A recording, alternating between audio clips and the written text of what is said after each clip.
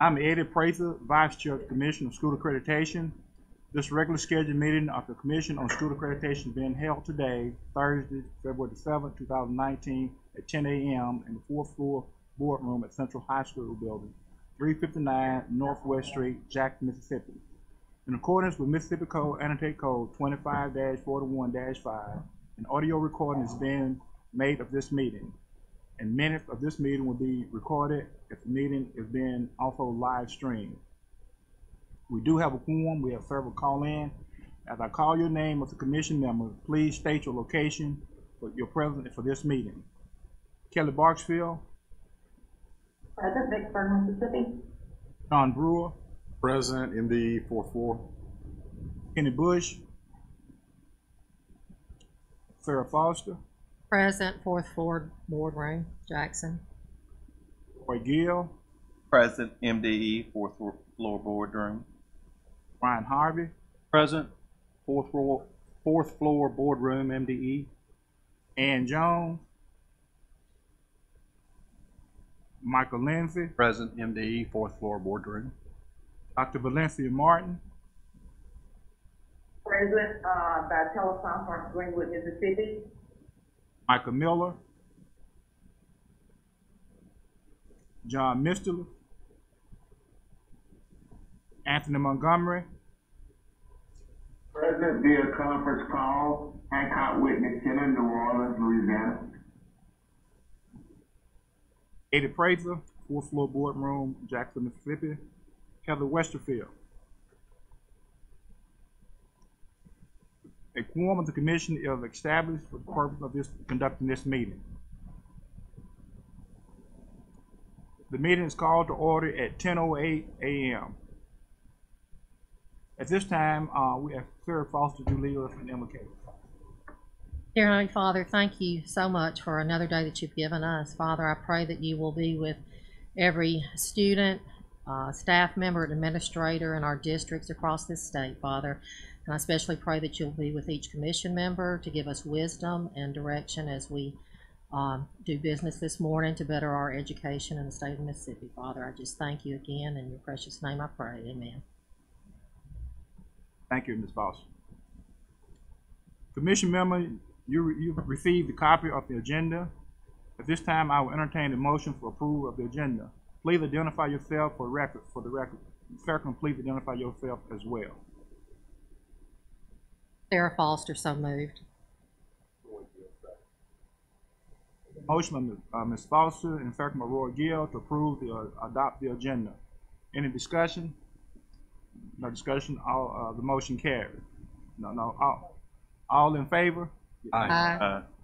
Motion carries. Sorry about that. We have to start getting those on present. Did you want to say something about the agenda? Yes, I also just want to mention for those that are calling in, the agenda that's on the screen, there are items underneath it that you can't see, but as we work through the agenda, we will scroll it up so that you can see the entire agenda that they have just approved. Thank you. Appreciate that. Next item is approval of the minutes for the December 6, 2018 meeting of the School Accreditation. At this time, I will entertain a motion for approval of those December 6 meeting minutes. Mike Lindsay, so moved. Kelly Barfield, second. Motion by Mr. Lindsay and second by Ms. Barfield. All in favor of these? Is there any discussion? No discussion. Please identify yourself for the record. All in favor? Aye. Aye. Motion. Any opposed? Motion carried. Next, we have approved for the minutes of January the 10th special call meeting in School Accreditation. This time,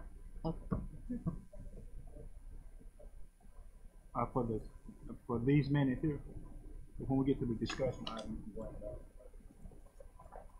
This time I entertain a motion for approval of the minutes for January the 10th, 2019 special call meeting. Sure. Second, Mike Lindsay. Motion by Mr. Brewer and second by Mr. Lindsay to approve the January the 10th special call meeting. Any discussion? My question was the 5 minutes given Dr. Childress, that was what we voted on that morning. That was the extra. Pardon? Gave him 5 minutes to address the commission. On what page? I'm sorry. No, in the beginning. That was his additional request. Yes. Before the agenda was adopted. I'm sorry. Record, Roy Gill is not going to vote on this since he was not a commission member. He had recused himself.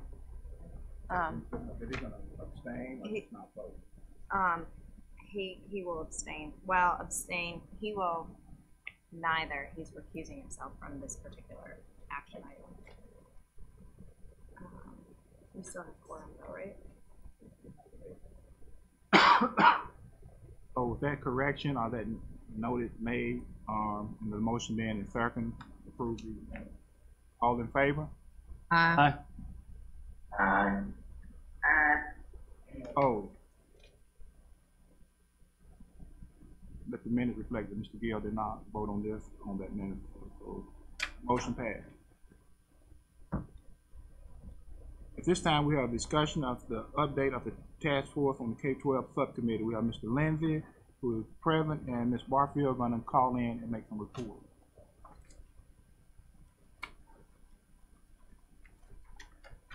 Yes, this is Kelly. So the K-12 attendance task force had some further discussions, and those were taken up by the accountability task force last week. Basically, some of the earlier discussion that we had as a commission to convert the 700-point scale to a 1,000-point scale to keep those schools whole who have a combination of students below the high school level as well as those in high school. And I don't know if Alan is there in the room, if any of you have questions about the different methodologies that they looked at, but essentially it's extrapolating the 700-point scale to a 1,000-point scale, and then also weighting it based on the percentage of students who are represented in each of those 2-point scale groups. And so a recommendation was made to the accountability task force last week, and it looks like that's going to be a productive solution to the problem that those schools, that those attendance centers were always going to have a much lower score because they were originally graded on exclusively 1,000-point system. I don't know, Mike, if there's anything else you'd want to add to that or any questions on that? I think that was it from the K-12. I definitely think we're a step closer to solving that issue. And I think we even had a discussion about solving the issue of if we ever had to do a new baseline or new cut scores, standardized cut scores. And the K-12 group is scheduled to meet again next week. I think we've determined maybe a way to get through that too, so that nobody's hurt by if we ever had to do that. Dr. Malone's point, we asked the subcommittee to convene one more time, just because there were some minor adjustments made at the accountability task force, discussions of lookup tables, and as Mr. Lindsay just stated, if cut scores have to be established. So we want to come back to that subcommittee one more time and communicate everything that was discussed at the accountability task force meeting. And then on February the 28th, when the task force meets again, bring a copy of the draft business rules that show the markup, so that the task force, everybody's blessed it after it's been finalized before it comes back to the commission for approval to begin the APA process. Dr. Vander and Mr. Landry, if you can remember, the attendance center principal presented here, so this is going to address some of those concerns.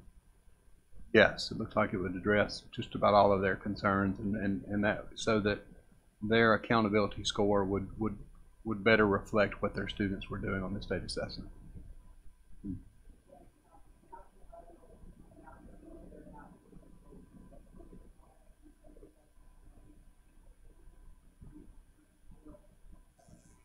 All of the decisions that the accountability task force has made thus far. We have some decisions that have been made regarding the business rules. A lot of conversation around EL. This non-traditional configuration has been a continued topic of discussion. The impact of the new science assessment, There's been some approval to some modifications to the acceleration component, but for sake of bringing that to the commission and the board, we didn't want to just bring it in pieces. We felt like we needed one more accountability task force meeting at the end of February to present all of the red lines to the business rules before we moved it to the commission. We just didn't want to rush and not get all the business rules and the language and the clarifications accurate and back before the task force before moving it to the commission. So, making a lot of headway, don't you think, Mr. Lindsay, on with that group?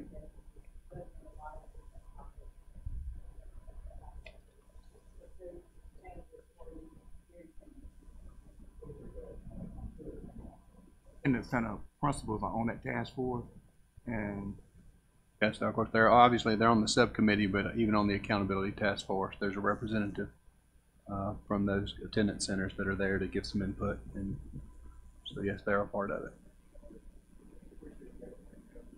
processing and the accreditation and the state board approval.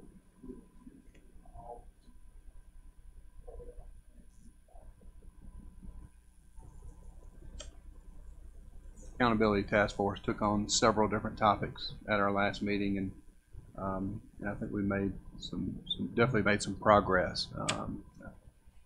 After our next meeting, we should be able to nail down some specifics. Spoke to you in our last meeting about the 4 different methods we were looking at for EL. I think the task force came to a consensus that the original way that those points were configured was, I guess I'll use the subtraction method, where your EL points were taken out of your original score. They presented us some data about an addition method, where at the end you were added points back to a score. So about 5% of your points were taken out of each subcategory, and at the end you would get your EL points added back. And I will tell you, looking at the data compared with the addition model to the subtraction model, there's no doubt that the addition model presents a better reflection of how we're doing with our EL students. It's not a punitive model. You are able to gain points. It's able to show what you're doing with your students. So we came to a consensus that model was better way of configuring that. And at our next meeting, we'll take on the other 3 issues, which are looking at possibly removing the point adjustment after the target year, looking at the different goals for proficiency based on the starting level and grade level, and awarding max points for 70% rather than 90%.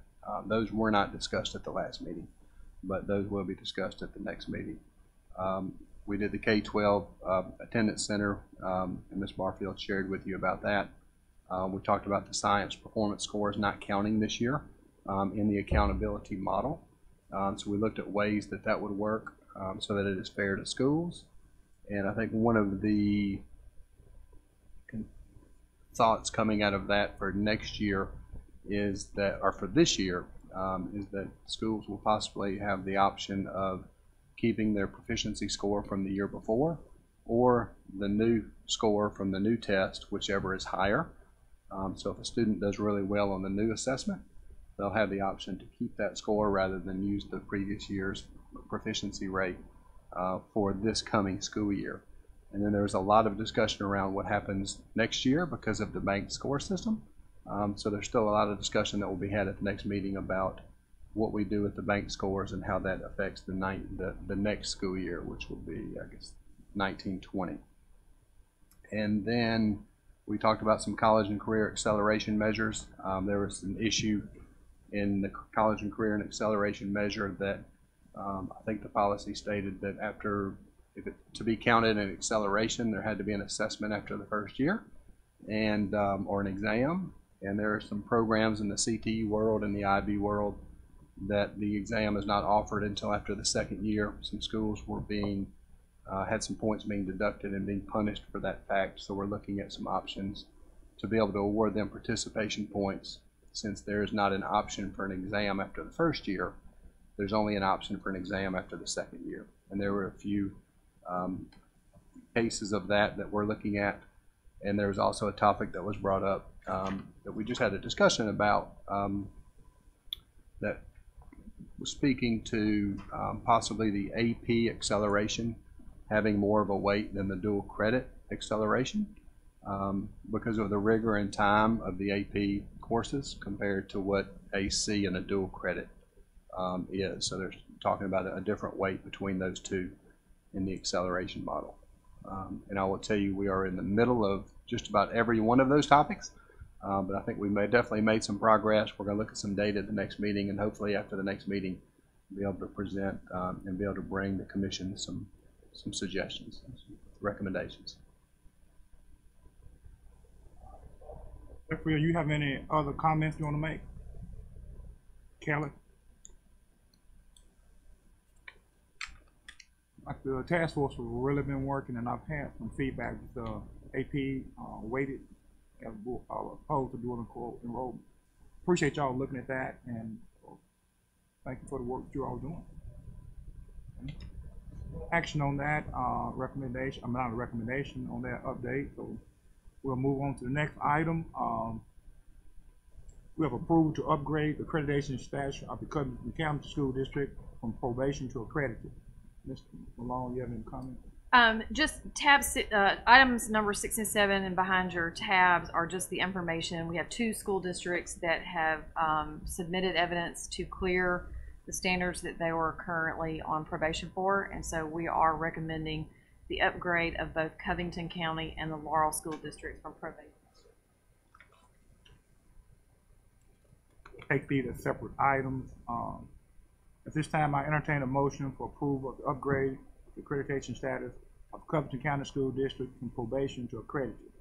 Please identify yourself for the record. Boyd Gill, so moved.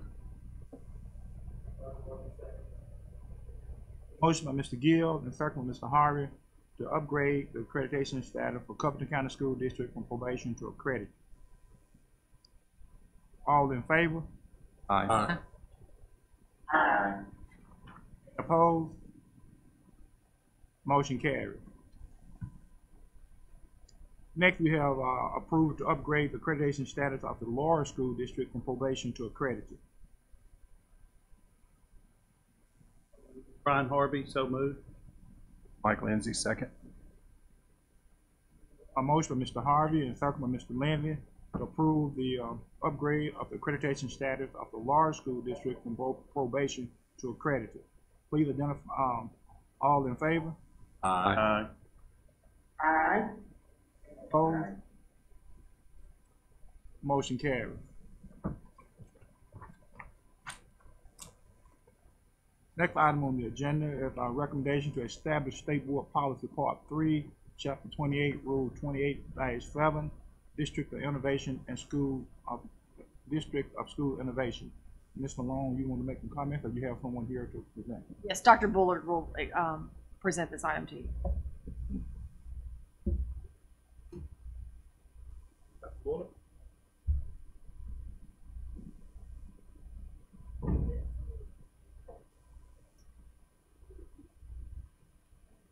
Be sure you speak into the mic, Yes, mic clear because we're live streaming. Hello, thank you for letting me present this. The state, we do not currently have a policy for districts of innovation. It's been something that I've been working on since last summer.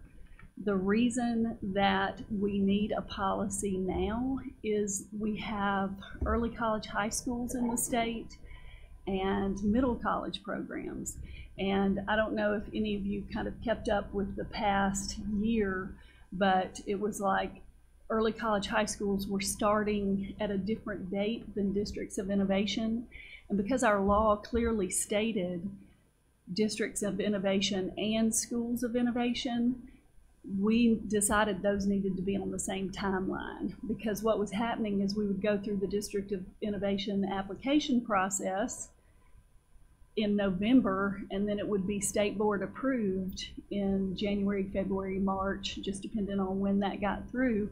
And then early college high schools, we had several that started last year in July before the school year started in August. So it was one of those things where the process was not there that needed to be to ensure that we had time to review the applications for early college, high schools, and middle college programs. Now, since we made this discovery last summer, we have communicated with districts and with schools, and so this year, even though we didn't have the policy in place, we did have the early college, high schools, and the middle college programs apply at the same time.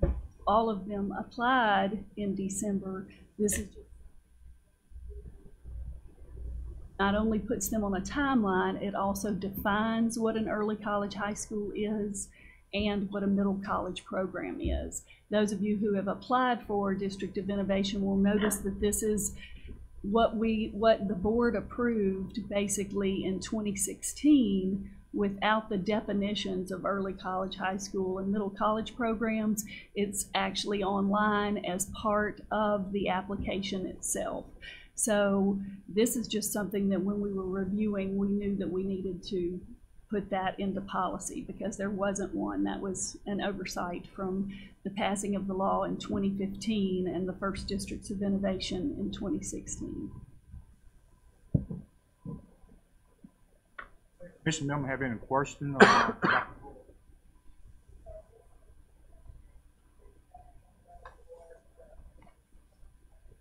Yes, for APA. So it will go out for APA. The adoption date is going to depend on APA and any changes or edits that happen there. So this is not something that it's going to go through the process, but the first part of that process is here with y'all looking through it to make sure. I also, instead of referring to the law as much, I referred to our state goals also, because the state goal of every child college and career ready is basically what the law stated before we had that strategic goal. So I went back and added that in there. So Dr. Bullard, just so that I'm understanding, we currently do not have a policy in place. The only thing that's in place are the applications that have been out there for several years.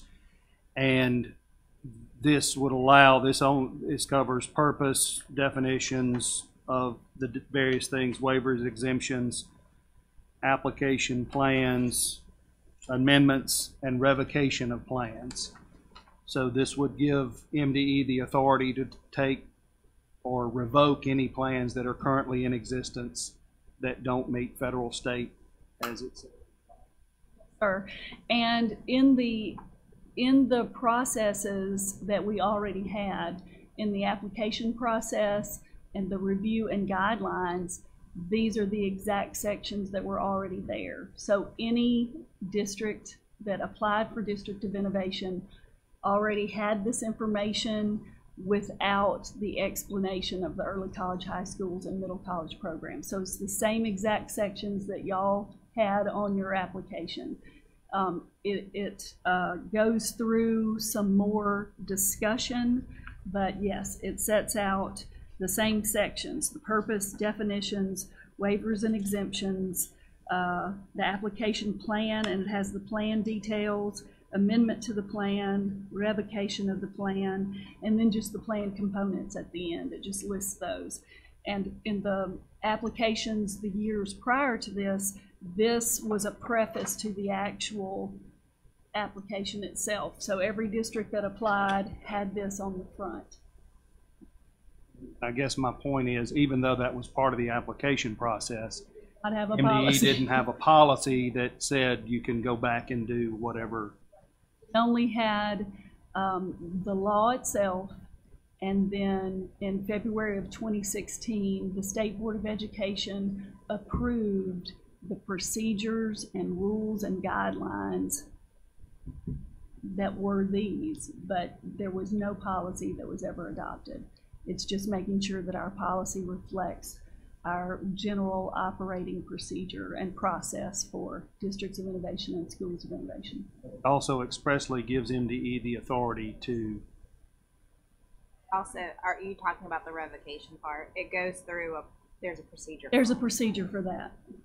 Let me follow up with a question with that. With procedure, with and allow MDE or authority to revoke those policies, those districts? Sure. 3 years. They've been in existence for 3 years, and they are approved for 5 years. So, yes, this does. The process is laid out in this policy itself. It's the same one that was the procedure that was approved by the Board of Education in 2016.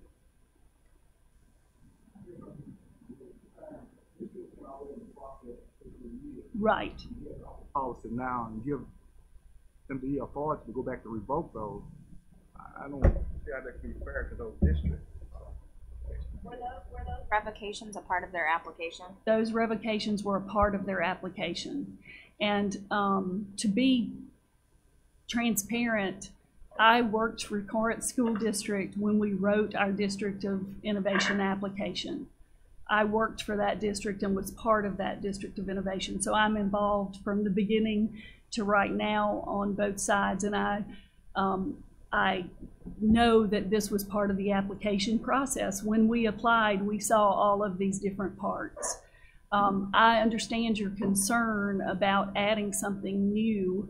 And I also wish that this had gotten to this process in August or September of this year personally, but it takes a long time to get through these processes to get everything approved. And I think that it going out for APA and making sure we have public feedback on it, we could have that expression that you are saying. To me, the difference between the fact that it's an adopted procedure, rule, and guideline and a policy, I don't know what the legal difference of those is. I think both of those are statements to the person who is applying that these are the components that go with this application. Anybody that is a school of innovation or district of innovation now, even the first few schools that went through understood that, especially if you were getting a waiver, that along the way you would need to provide data showing that your innovation was meeting your school goals and state goals. So just that part of this policy being in there shouldn't be any surprise to anybody that's been a district of innovation from the very beginning.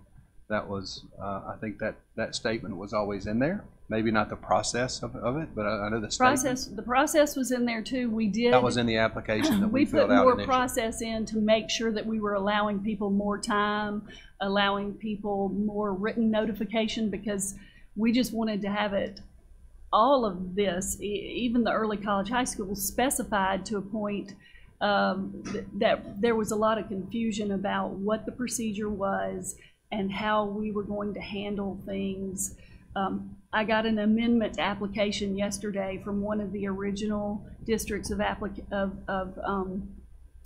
innovation. And so I was looking through what is our procedure. Before now, we didn't have a procedure of when I needed to, how that needed to be filed, who I needed to take that to, how many days we had before a response. But now we're going to have that type of thing so that it'll protect districts and make sure that everybody has the requisite amount of time to be able to respond. And I may be overlooking it because I know one of the major issues we dealt with last month was the fact that they will be that the MAP testing will be what they are graded on. Is that addressed in this in any way? It is not. All it says is they have to use the state accountability. It's part of the law. That's on. It's not specifically addressed, but it is. Waivers addressed. granted to an innovative school. There may come a time when an innovative model is not sustainable, not successful, contrary to changes in state or federal laws, which is the waiver when we were operating under the waiver, and now we're under ESSA. That's where that change. Okay, so the rest of the innovative schools were never under the impression that there would be a different testing, like going back to the Cambridge, that they could use that Cambridge in place of the state testing. It's always been understood that the MAP would be the main way their districts would be graded. Is that? I don't know what the Option. understandings of other districts were. Well, that was the impression I got in the hearing Yes, last yeah. month, was that there came,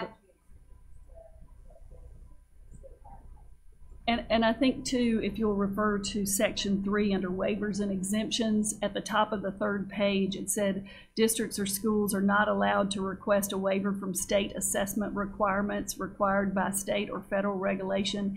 Absent any waivers, districts shall meet the requirements of the current Mississippi Public School accountability standards. If I'm not mistaken, the only other school district that was using Cambridge was Clarksdale, and they're no longer using that. And I do know that when I moved to the MDE, I know another district asked to use ACT and pre-ACT plan testing and those types of things as their assessments, and that was denied. Because that is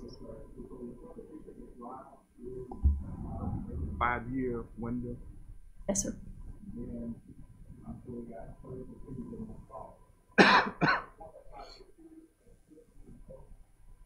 Yes, sir. based on based what they're producing, I mean, right, they're following based on criteria. based on the criteria in the revocation. If the students are not doing well, if the plan is not being followed with fidelity, if the data show that all students are not being impacted by innovation, then there is a procedure for revocation. There's also a procedure that after the 5 years, when that time would be up, the district can reapply for 5 more years because these statuses are only granted for 5 years.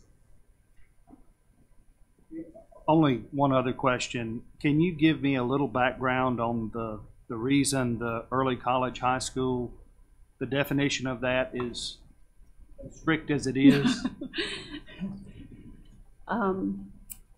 Yes, Referring sir. to B? Yes, to A. A. To A. I can tell you, it is.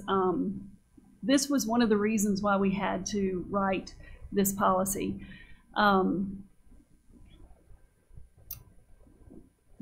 The 2 regional early college high schools that were set up in 2015 or 2016,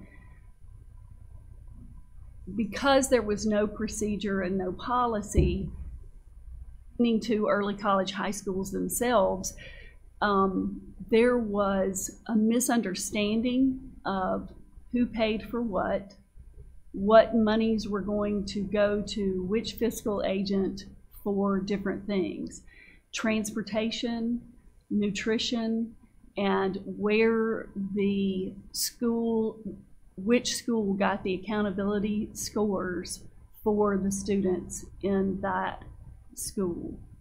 And so we had, actually, until I investigated it a little bit, I didn't realize that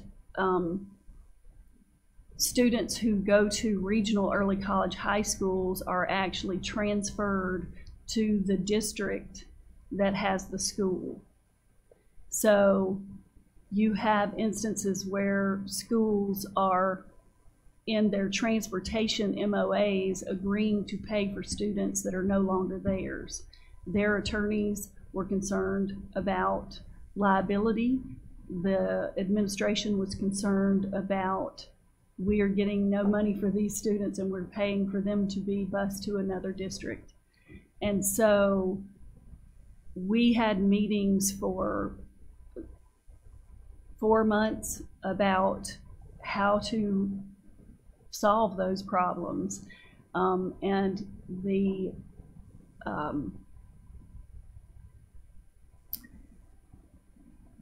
decision was made that the school itself had to have its own school code instead of functioning as a program, because if that happened in a regional, then who was the fiscal agent? I'm Could you give us an example of a school like this? I guess I'm. So Golden Triangle Early College High School in Lowndes County is a school that was set up as one of these early college high schools. And Coahoma Agricultural High School was also set up as an early college high school. Each of those schools draws from students from other counties. Those students apply, and when they apply, they move there. It was the understanding from discussions in 2016, and like I said, as I was looking through, it was not written down, but the people on the ground thought that those accountability scores from those students would come back to their district, that those students could participate in things with those districts, and that those were still their students. But what happened was those students were transferred to Lowndes County. All of the funding followed those students, and then people from a different county were still paying, because of their memorandum of understanding, paying for those students to be bused to another place. Does the School of Math and Science and the School of Arts fall? Those are set up by law. Those are through legislation. They don't have anything to do with these. I appreciate your asking that, because it is a difficulty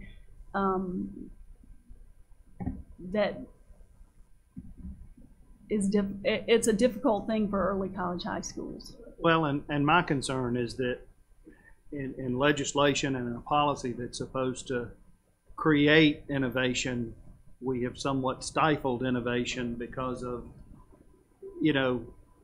certain things and how we pay for things. And so I'm assuming that these students were no longer students of these other districts. They were actually students of Lowndes County. I don't know if any of them participated in athletics or other activities, or did they do those in Lowndes County, or did they do it in the schools that they came from? So was that it? I mean, is that the only? I think, yes, that, and the reason that we found out was exactly like you said, was through athletics. There was a student at Coahoma who actually belonged to, who had gone to another district until she was transferred, and she's a state track, and so nobody ever said anything about her competing in track until it came to the state track meet. And then calls were made and she was pulled because she wasn't supposed to be running with that team. And so that's sad when it is the student who is paying the price, when the policy is not set up and the adults don't know.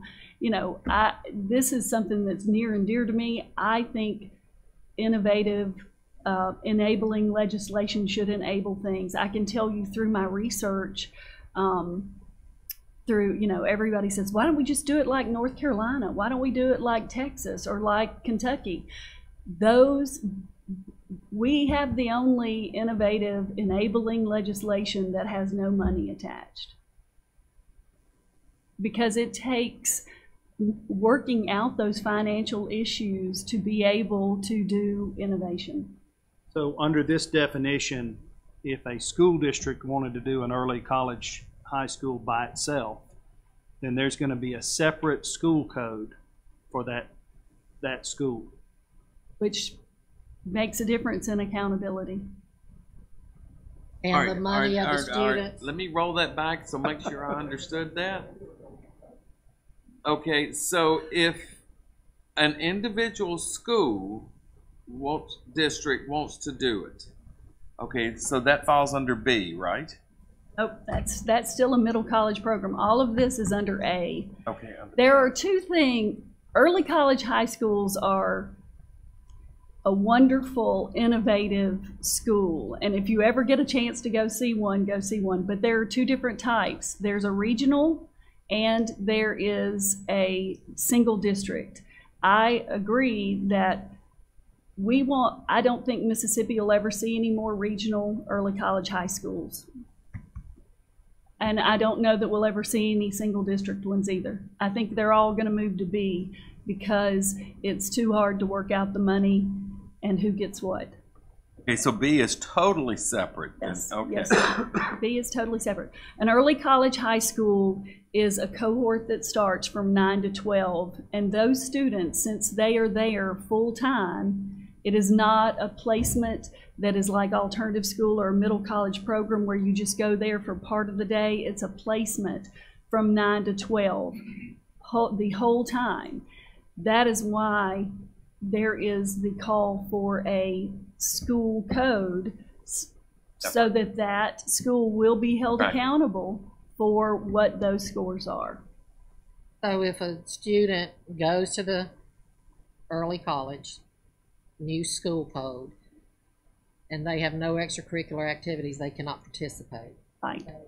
Give up the right to participate in extracurricular to be in that. Yes, ma'am. And so I think the other thing too to see this, a lot of these students are students who the target students for this are students who are at risk of dropping out, maybe chronically absent, students who are first generation college goers. So they in many of them, if you go visit the students who are at these schools, they are sometimes those misfit kids who don't have a place and aren't the letter jacket wearers and all of that. So there really is a need for placement for those students. One of the newest ones is with Tougaloo and JPS this year that really gives those students a chance to focus on what a college community looks like for maybe students who have not seen that before. So yes, that is, what you're saying is correct. And that's why I'm saying more people are going to move to the second model, which is a middle college program, which allows students, and as part of the model is actually ensuring that those students are on the high school campus part of the day and on the college campus part of the day, so that they are supported by their high school counselors and principals and people who keep them accountable. They're not ready to just turn loose and say, okay, you've been here for 3 years, you go now and do your own thing. They are very supported, and Mr. Lindsay definitely has a great success story about how their students did well last year, earned associate's degree before they even earned their high school diplomas. So it's a great model. I guess I'm just thinking loud. The District of Innovation came about to give those districts and schools an opportunity to do something innovative. We're not going too prescriptive to narrow that focus so they can do things different. Is that what we're trying to do? I think I've been, like I said from the beginning, I've been on this from both sides. I know that innovation is disruptive to systems, and innovation needs to be disruptive to systems because we have to figure out a way to educate all of these kids that sometimes we as adults they're going through different things than we're going through. But as much as I believe that, having worked at MDE for 3 years, this is a prime example of why if we don't have those old-timey processes and procedures to go through, I don't want the children to be the ones who pay the price and can't run in a state track tournament her senior year. That is, I know that's just one little thing, but it's just one of those things where we've got to make sure that we have. It's hard. Joanne and I go back and forth because I'm very on the side of innovation, but I also know we have to make sure that innovation is for student improvement. We are meeting the needs of all of those children. One of the things that I talk about most when I visit with districts is, are you just offering more choices to the kids who already have choices, or are your choices that you're offering, these innovative programs, tailored for all types of students? Because if we have one group of kids who can do AP, dual credit, early college, middle college, and everything else, and then we've got the middle of the road student who gets no opportunity, that's not innovation. That's just giving more opportunity to kids who already have every opportunity in the world. And I think that we have to have rules from our end to ensure that those equitable accesses are given to all students, and that students in schools are given the same opportunities to innovate. But I agree with you. It seems like it's very limiting to innovation when they have to abide by rules that some of us may question. So, I'm sorry. Oh, go ahead. Go ahead. So what is the driving force behind 9th and 10th graders having to be on the college campus? The early college model. The early college model is a well-researched model, and if we had the money that other states have, I can send you that research, and I've gone to those places and seen what those students do. But if you take a child, just think of your children who are their parents have never gone to college before, and you're in a college town. You know there are kids that go to your school that have never set foot on that campus. Those children are not, that transitional period between being a senior and acting big man on campus or woman, and I'm so strong and I'm going to go out there, to that paralyzing fear of I don't know anybody on that campus. And so the early college was before the middle college program started coming up. So what the early college does is it is designed for students who may be at risk for dropping out. They're starting to be chronically absent in the 8th grade. They are disengaged from school. They need to be in a different environment because many of them are mature. I can remember at Corinth having two students that still haunt me, that in the 10th grade, they were in my 10th grade English class, they made advanced on the English 2 test. They had trouble in school, but they did really well on those tests. They came to me at the end of that year and decided they were just going to drop out. So I think they've probably been playing World of Warcraft since then. They were not the kids, you know, they wanted to wear purple hair and have a piercing and do all of these different things that they just did not fit into what we think of as the Friday Night Lights kind of high school person. And so that gave them a different opportunity to be in a different culture and see what success could look like in a different way. And even without, because other states do not allow them to go back to their old high schools to have intramurals and those types of things, even with all of that, those students are still more successful than their peers if you take the same student, proxy student, the treated and untreated. Those students are unbelievably more successful. I guess one of the issues with those 9th and 10th graders is time, because like you said, they really don't see the end of the road. And so if a district had the means or a way to do that on campus, this prohibits that from happening. But they can do a middle college program, and that's, I agree with you. And the reason, if you look in this it says our current definitions are early college, high school, and middle college programs, because I'm with you. There has to be some kind of hybrid. I don't know what it's called, but I would love to work with you on that, because there is a place, you know, and y'all, I know you work with AVID, but there is a place for a new definition of what it looks like for those kids, and you can give them more support there. I just don't know what it is. Because there's tutoring and everything that goes along, yeah. And they're taking elective, yes, because they can't qualify to take the core classes, but they can take some elective classes. Mm-hmm. And then I'm just bringing this up because I see transportation, child nutrition, and other program costs. So I'm assuming that these kids would fall under the National School Lunch Program. That's a huge problem. So we're sending them to the college campus sack lunch. With a sack lunch from the high school, which hinders them from wanting to get, one, they don't want to get off of a yellow bus to begin with. They sure don't want to get off with a sack lunch.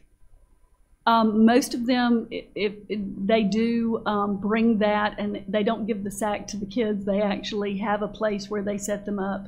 And that has been a big issue Some have contracted out with the community colleges and gotten the student IDs, and they go through that way. We've looked into that. It is an issue. The nutrition, the federal guidelines are huge, so that is an issue. And it is on the middle college one too. So if somebody wanted to send their children all day, that's why in the model we specify half the day in one place and half the day in the other place, or a portion, because it gets rid of it helps you cover those issues, those federal issues that we can't offer any waiver from. And that's what the question I have, and it talks about, you know, half a day or a portion of. When we define that, okay, I guess that's what we're looking at, okay, when you say a portion of. So on a 4x4, they would have to spend at least a minimum of one class period? Is that the definition? Yes, sir. A portion is just as long as they are on there for to make sure that they're in school. You know, some community colleges are only meeting 4 days a week now, so we definitely had to have that to make sure that they're on the high school campus. They are your primary student. They're the high school student. They're not the community college. I think from the middle college option, just having been doing it for a few years, I don't think you want to get into specifics of what a portion means, because you get into limiting the innovation. For one kid, it may be coming there for tutoring for a period that they're not doing well in Comp English. Right. For another kid, it's coming back for football to play football. But I think when you start getting into policy what a portion means, okay, then start that's limiting too much. the innovation. I think the way it's laid out now, there's a lot of flexibility to be able to, I mean, we have kids that come back for tutoring. They're required to come back because they have a C in a class. They're required to come back to meet with a teacher 1 period a day, and they're not necessarily enrolled in a academic class, but they have because they're taking a full load of the community college. Why would I make a kid take another English? They put their foot on the high school campus every day. They come by every day. We check on them every day, and I think that's different for every kid than a one size fits all.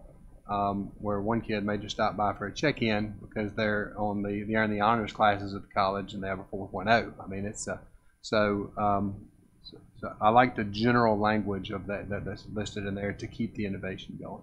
So does this definition in B of a middle college program prohibit getting dual enrollment courses on the high school campus? Okay. Does not. Okay. The best thing about a middle college program is that the kids are interspersed with with community college students.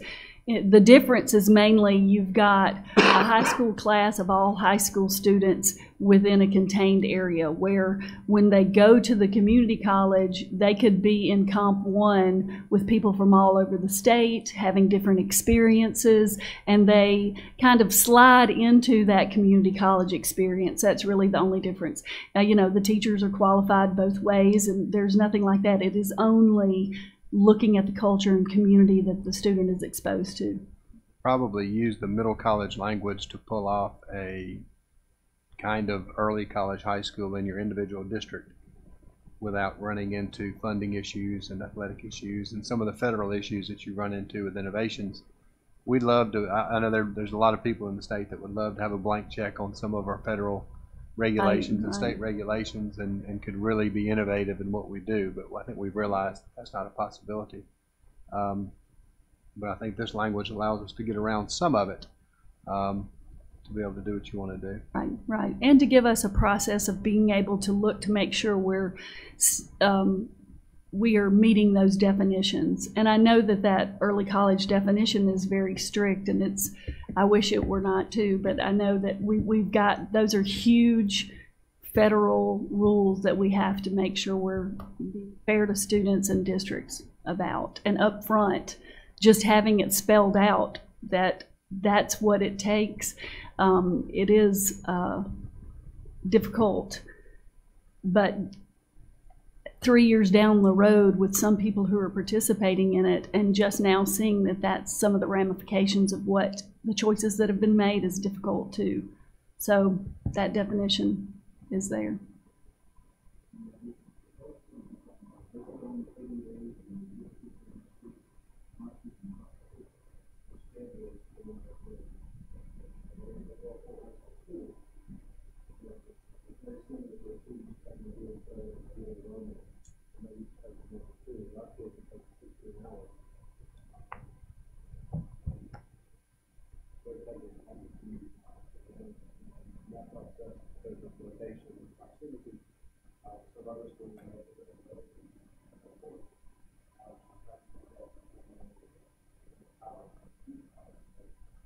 Our kids will go over, we'll bus them over, they'll go to community college, and then we bring them back, and they still get the high school experience with sports, clubs, cheerleading, but they're also getting the community college experience also. So they're basically I'm not sure if I'm using the right language, but they're doing dual credit, dual enrollment at the community college and earning enough hours with us at the high school to get an associate's degree along with a high school degree. You transport them on the bus? Both. He's pleading the fifth on that.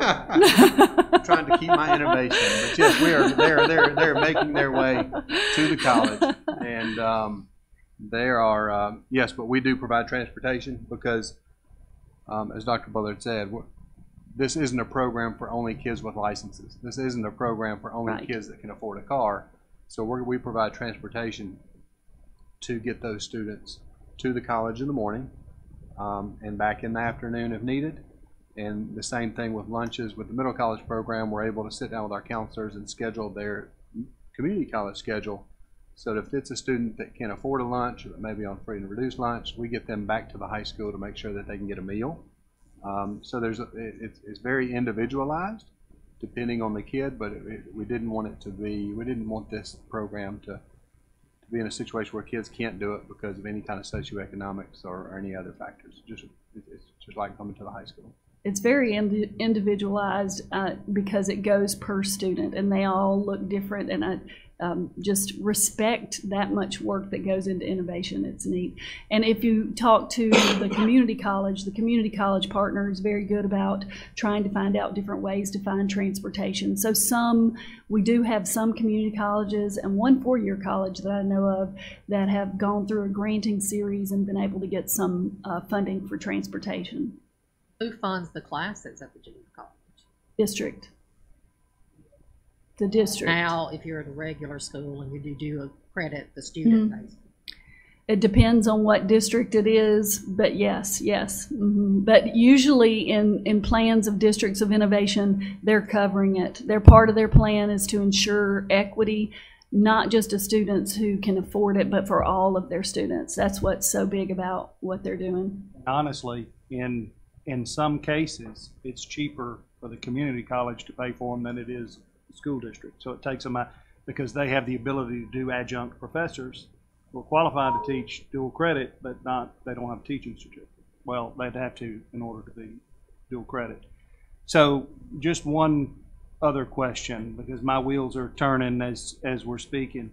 If a high school or a school district was an accredited branch of a community college, then that school or district then could offer a middle college program on their campus.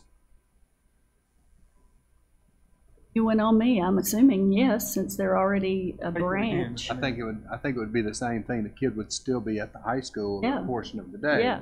You would just be able to have the instructors teach it on your campus and get away from some of the SACS issues that they have at the community college. Right. Well, we would basically would be the adopt those SACs. You would be a site. You would be subject for audit and everything else. And if your teachers were adjunct teachers at the community college, you offer the class at your school, they can take it right there at the school. Right. Which is going to go back to the issue that was at the Accountability Task Force last week about limiting dual credit courses.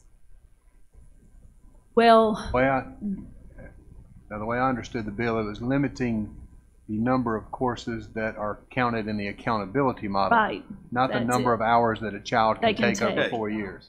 So it's just, I think that's an equality issue with proximity in colleges, where 15 hours per kid, is it per year? I'm not sure, I didn't read it. I didn't read it. I think it's 15 hours per year is a cap to count towards your accountability model, but not that this child can't earn 160 hours of college.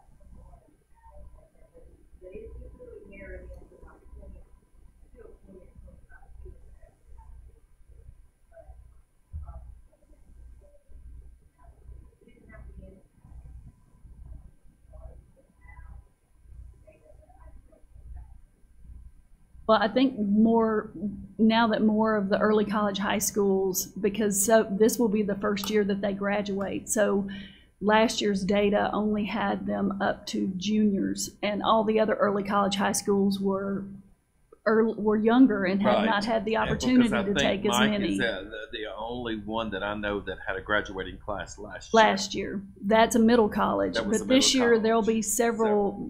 There'll be several, and I had 2 calls this morning about people who want to set them up right now. So all of that it's changing, and so the accountability does, like Paul said, their review of it is a very important thing to do. This policy just means that it goes out to APA, we get the comments back, and then we will have a chance to look at it again and send it to the state. Yes, sir. Let me correct. I don't know. Y'all don't get to see it again. Once it goes to the board and goes out for APA, it won't come back to y'all unless there's significant. Okay.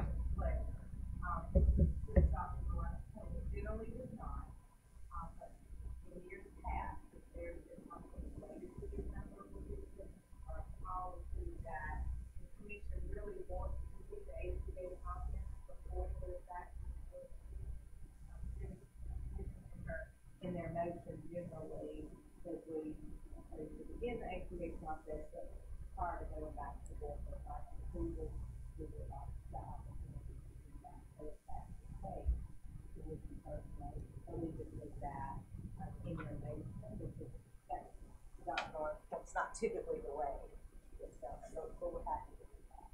And if we set a special, well, we get approval, pending your approval to begin the APA process today, it's on the state board's agenda for this month to move forward. Then we would have to be out a minimum of 25 days, and our board meeting in March is late. It's March the 28th, so we won't have any problem getting that initial APA process complete prior to your prior to your April meeting. So the timing for once is perfectly aligned, that if we do begin the APA process with state board's approval this month, it'll close prior to your April meeting. And you could see those comments before they go back to the board for final approval. I'm not sure what you want to see those. I think I would like to see if the public has some of the general concern that I would have, and if we're going down the same trail with this. If the floor is open for a motion, I would make a motion that we approve for APA, but request that it be brought back to the commission for review before final board approval. Sarah Foster, second. Motion by Mr. Harvey, second by Ms. Foster to approve the APA process start and go out, and then it come back to the commission for review. All in favor? Aye. Aye. Aye. Any opposed? No opposition. The motion carried. Dr. Bullock, thank you for all that information. I know, again, you probably wouldn't expect that, but Oh, no, I think I appreciate the discussion, because I particularly like the idea of looking at innovation and processes and procedures. It's a difficult match, but it's one that has to be done to protect districts and students.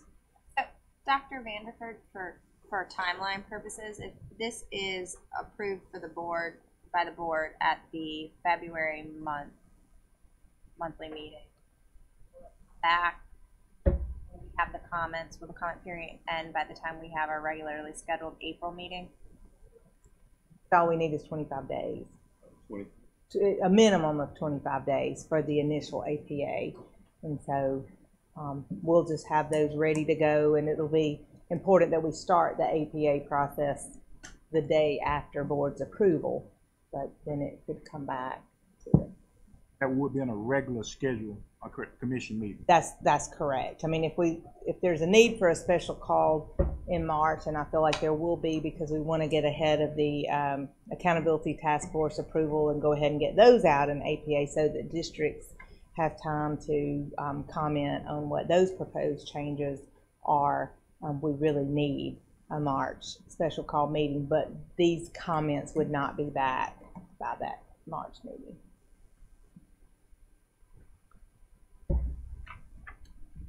There are no other questions or comment pertaining to that. The next discussion, Dr. Bullock, you're still up. Recommendation to revise appendix A1-A2A- and social study footnote in the appendix section of the Mississippi Public School Accountability Standard.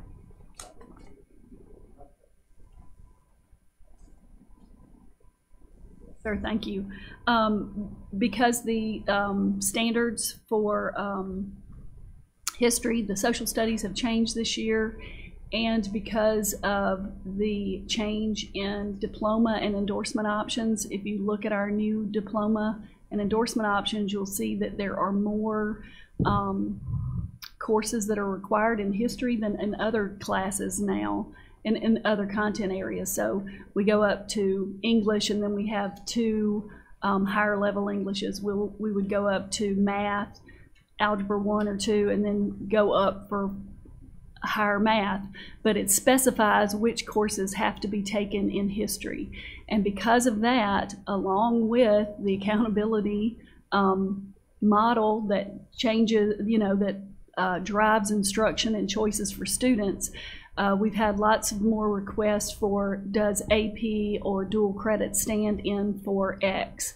Which one stands in for U.S. history, which one stands in for world history, what stands in for economics. And so we reviewed the syllabuses and curricula for all those different courses and have made recommendations, and those are following. So you'll see in the red line that we're adding dual credit, where before we just had AP. We've got IB programs in there, and I also added Cambridge in there since I'm familiar with the Cambridge curriculum. So all we did is we are enabling more things to stand in for courses. Roy Gill, at the beginning of the meeting, brought up the fact that with U.S. history, we already have in the footnotes that U.S. history, AP U.S. history can take the place of U.S. history. That is a state test. So I did just write down a sentence that we could add if we need to, such as a student taking an AP or DC course in lieu of a course with a required end of course state test shall take the requisite MAP test, if we wanted to stick that statement in there. And the only other change to your copy and version is all those cans and is, all that, were all changed to may be accepted instead of can be accepted or is accepted, just to make the language the same.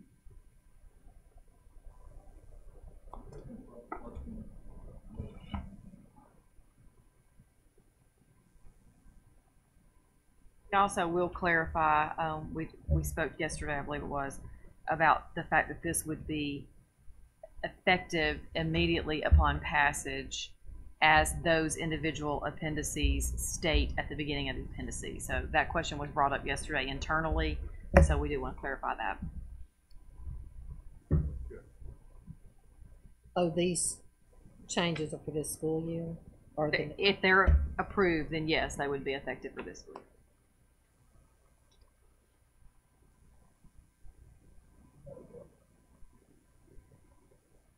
Time I will entertain a motion for approval to submit the request to the State Board of Education to begin the administrative procedure process to revise appendix A1, A2, A3, A6, A7, A8, and A9 social study footnote in the appendix section of the Mississippi Public School Accountability Standard 2018 and the Mississippi Non-Public Public School Accountability Standard. So move with the addition that Dr. Bullard added with the statement that's on there that these substitutes would be still require the end of year assessment.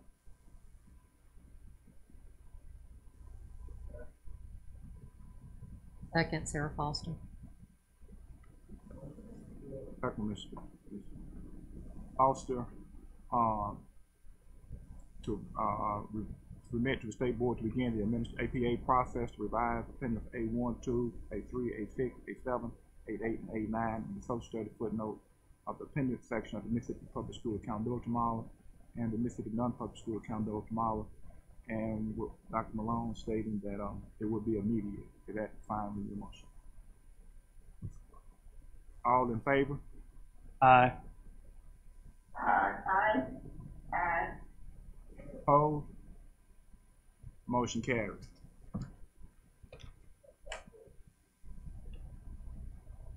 Item of other business. Dr. Malone, you mentioned you might have some other business. Yes, as Dr. Vanderford was telling you earlier, we need to set a special called meeting to review the proposals that we anticipate coming from the Accountability Task Force later this month, and they will meet again the end of February.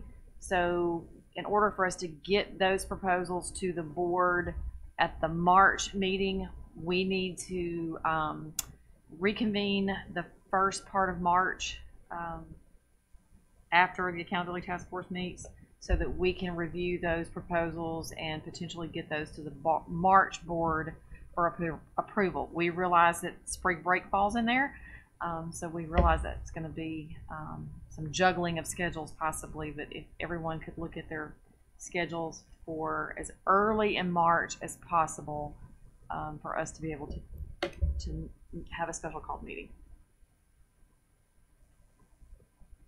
I think we talked earlier, March 5th or March 7th. Any? 7th would work better for me. It works better for me unless it's teleconference. Anyone can appear telephonically, so that shouldn't be an issue.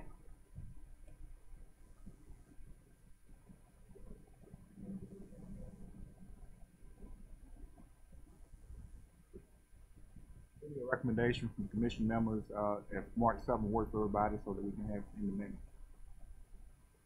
So moved. Do we need to set the time? Make a recommendation to set the Commission on School Accreditation meeting for 10 o'clock on March 7th.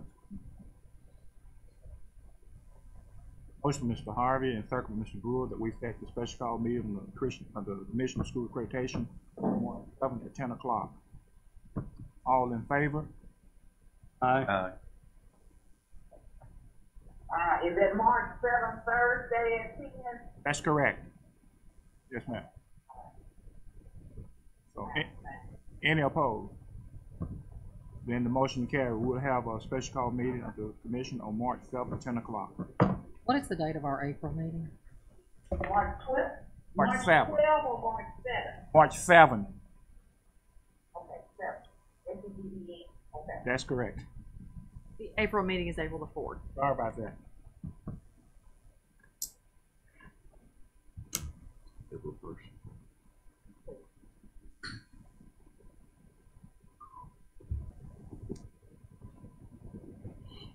At this time, we entertain a motion to adjourn. So moved, Sean Brewer. Second, Brian Harvey. Second one, Mr. Harvey. The meeting be adjourned. All in favor? Aye. Aye. Aye. Opposed? Motion carried. The meeting adjourned at 11:20.